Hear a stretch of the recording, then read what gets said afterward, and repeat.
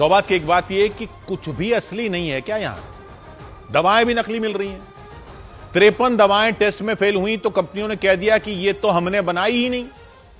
इससे पहले नागपुर में तो सरकारी अस्पताल में दवाएं चेक हुई तो उनमें टैल्कम पाउडर निकला। दवाओं के नाम पर टैल्कम पाउडर की गोलियां तक दे देते हैं लोग, मरीज दवा समझकर खाए और वो दवाई ना हो, और यह सब सरकारी अस्पतालों में सप्लाई हो गया। नागपुर में वो पकड़ा गया। अब ये 53 दवाएं टेस्ट में फेल हुई तो जिन कंपनियों के नाम से वो बनी थी उन्होंने साफ कह दिया कि ये तो उनके यहां बनी ही नहीं है। तो ये सब नकली दवाएं सप्लाई कैसे हो रही हैं? कैसे केमिस्ट की दुकान तक जा रही हैं? कैसे अस्पतालों तक जा रही हैं? लोग तो डॉक्टरों को गलत मानेंगे ना कि दवा असर ही नहीं कर रही।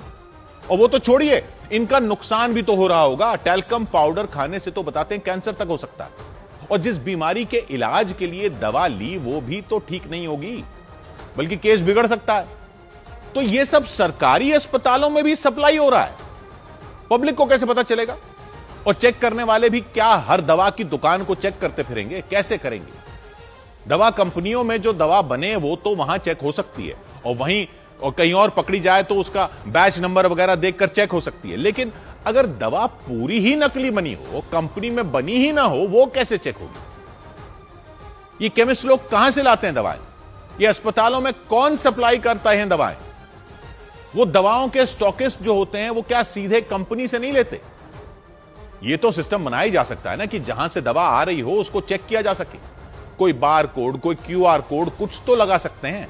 अब तो इतनी सारी टेक्नोलॉजी बन चुकी है।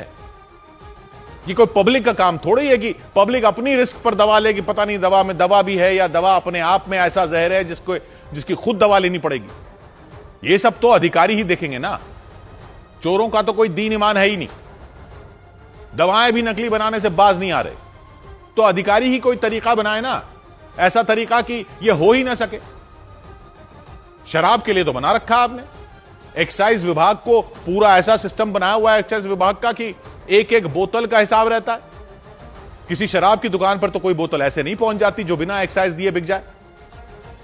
वो क्यूआर कोड वाली गंदी सी चेपी लगी रहती है ना ढक्कन के ऊपर शराब के, कहीं लेबल पर ठप्पा लगा होता है। तो जब शराब के लिए सिस्टम बना सकते हो ना, तो कोई एक्साइज से बच ना सके और ना ही कंपनी के बाहर बनी शराब दुकान पर पहुंच सके, तो दवाओं के लिए क्यों नहीं बना सकते? केमिस्ट के पास या अस्पतालों में पहुंचे ही क्यों कहीं और बनी हुई दवा? करना चाहो तो सब कुछ हो सकता है। इस पर तो कर दो। ऐसा तो मत करो कि लोगों का दवा से ही भरोसा उड़ जाए। जान का सवाल है, इसको तो भ्रष्टाचार से अलग रखो। और ये कौन लोग हैं जो दवा भी नकली बना रहे हैं? कौन लोग हैं जो नकली दवा की सप्लाई कर रहे हैं? अस्पतालों में लोग रख रहे हैं इनको मरीजों को देने के लिए, केमिस्ट की दुकान पर रख रहे हैं। भगवान का भी डर नहीं है क्या? मार दोगे लोगों को, मुनाफे के लिए जान ले लोगे। और हम अपने आप को संस्कारों वाला देश कहते हैं। ये है हमारे 5000 साल के संस्कार। लानत है। 100 बात की एक बात।